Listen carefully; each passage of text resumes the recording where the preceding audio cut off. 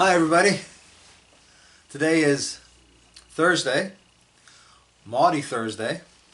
This is the day where Jesus would have held the Passover feast, or the Feast of Unleavened Bread, with his disciples. Our reading today is, again, in the booklet. It's from Mark 14, number 53. And we're going to go to, it's a long one, Mark 15, number 20. They took Jesus, and remember, yesterday's reading, Jesus was captured. He was arrested. They took Jesus to the high priest, and all the chief priests, the elders, and the scribes were assembled. Peter had followed him at a distance, right into the courtyard of the high priest, and he was sitting with the guards, warming himself at the fire. Now the chief priests and the whole council were looking for testimony against Jesus to put him to death, but they found none. For many gave false testimony against him, and their testimony did not agree. Some stood up and gave false testimony against him, saying, "We heard him say, 'I will destroy this temple that is made with hands, and in 3 days I will build another not made with hands.'" But even on this point their testimony did not agree. Then the high priest stood up before them and asked Jesus, "Have you no answer? What is it that they testify against you?" But he was silent and did not answer. Again the high priest asked him, "Are you the Messiah, the Son of the Blessed One?" Jesus said, "I am, and you will see the Son of Man seated at the right hand of power and coming with the clouds of heaven." Then the high priest tore his clothes and said, "Why do we still need witnesses? You have heard his blasphemy. What is your decision?" All of them condemned him as deserving death. Some began to spit on him, to blindfold him, and to strike him, saying, "Prophesy." The guards also took him and beat him. While Peter was below in the courtyard, one of the female servants of the high priest came by. When she saw Peter warming himself, she stared at him and said, You also were with Jesus, the man from Nazareth."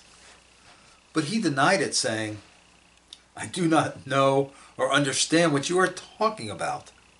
And he went out into the forecourt. Then the cock crowed. And the female servant, on seeing him, began again to say to the bystanders, "That man is one of them." But again he denied it.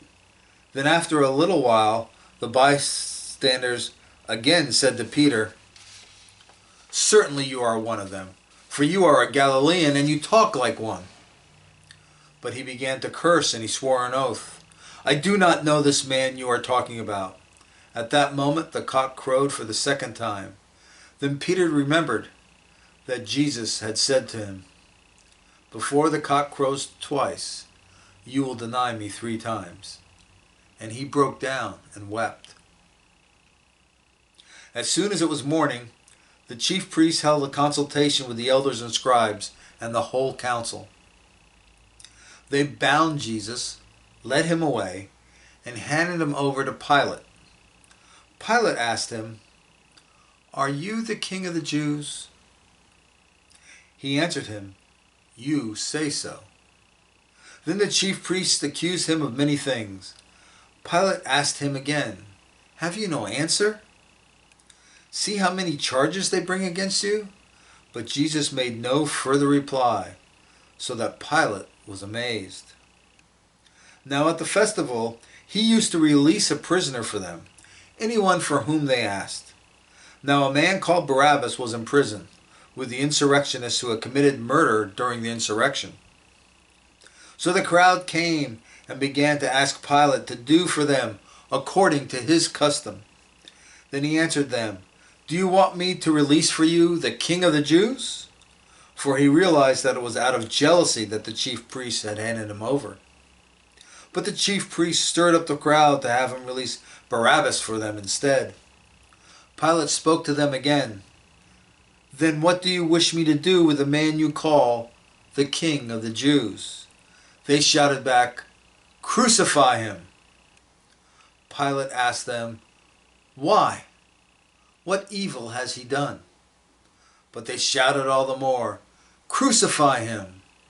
So Pilate, wishing to satisfy the crowd, released Barabbas for them, and after flogging Jesus, he handed him over to be crucified. Then the soldiers led him into the courtyard of the palace, that is, the governor's headquarters. And they called together the whole cohort. And they clothed him in a purple cloak, and after twisting some thorns into a crown, they put it on him. And they began saluting him, Hail, King of the Jews!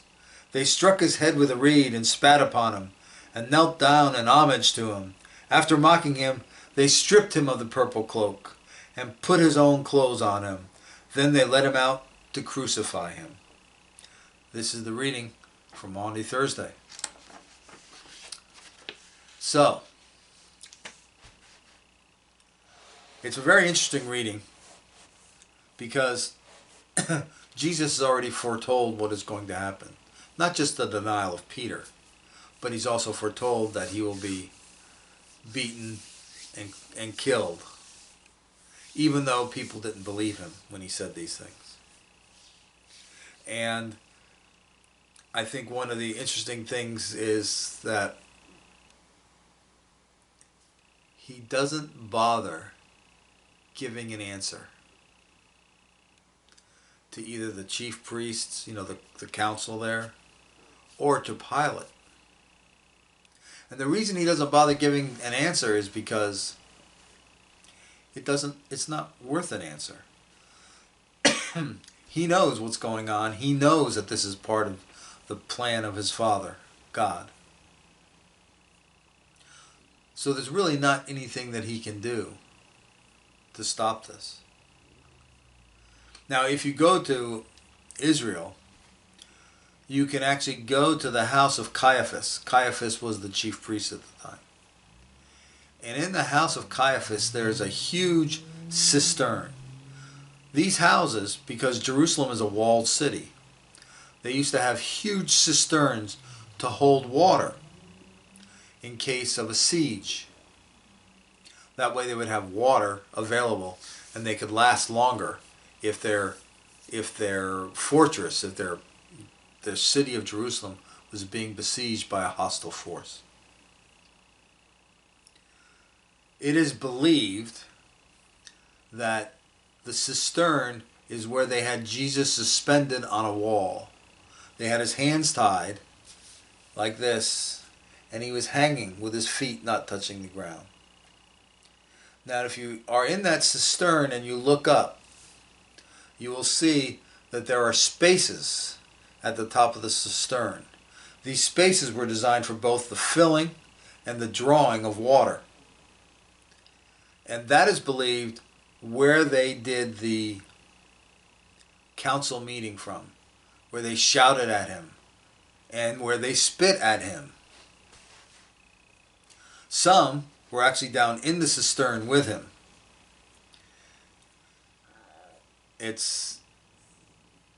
You really get a very eerie feeling.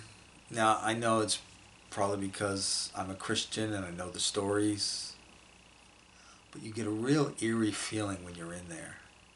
And it's really a feeling of awe to be in the same space. I can't describe it. I really can't describe it. And if things calm down in Israel, and you ever get a chance, I encourage you to go. And it's also funny that Peter doesn't realize what he's doing until after the cock has crowed for the second time. It's also funny that, Peter goes on to be one of the driving forces of what will become Christianity.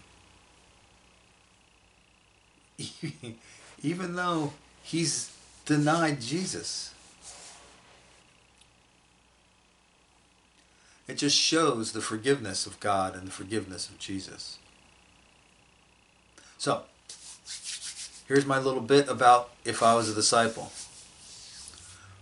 Well, today, Maundy Thursday, he sent me into town. He said, look for a guy with a water jar and follow him to the house that he goes to, and then go and say to the master of the house that the teacher wants to know where he can take the Passover supper. So he led me to this big room upstairs, and me and my buddy here, we got everything together so that the Passover supper could happen there. And then Jesus showed up with the rest of the 12, and we sat around, and some amazing things happened. One of them was he took bread. He gave thanks. He broke the bread. He gave it to us and said, take and eat. This is my body. I don't know what that means. And then later on, he took a cup of wine and he blessed it, just like he had blessed the bread. He blessed it and had each of us drink from it. And then he said, this is my blood.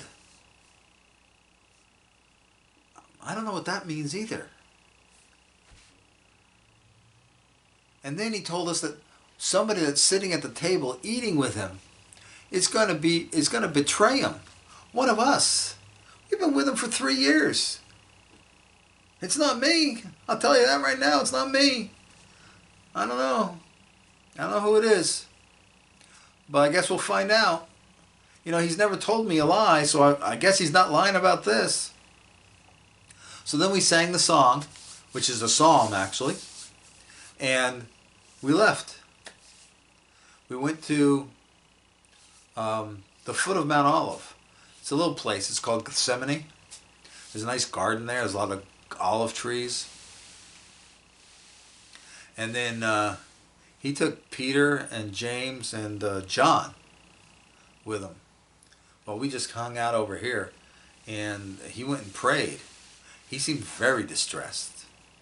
Very, very distressed. And this went on for hours. We could hear him at one time yelling at Peter, saying, hey, are you sleeping? Can't you even stay awake? We all kind of snickered under our breath. That's Peter for you. And then a whole crowd came with swords and clubs, and Judas was with them. I wonder where Judas had gotten to, and Judas walked up and kissed Jesus, and then they arrested Jesus, and then one of the guys took out a sword and cut off somebody's ear. That was the extent of the violence. I mean, they took him away. So we kind of followed just to see what was happening. And apparently we couldn't follow anymore because they kept looking back at us. So we were scared. So basically what we did is we just went in different directions. None of us went in the same direction because we didn't want to get arrested too. I wonder what's going to happen. I guess we'll find out. All right, I'll talk to you guys tomorrow.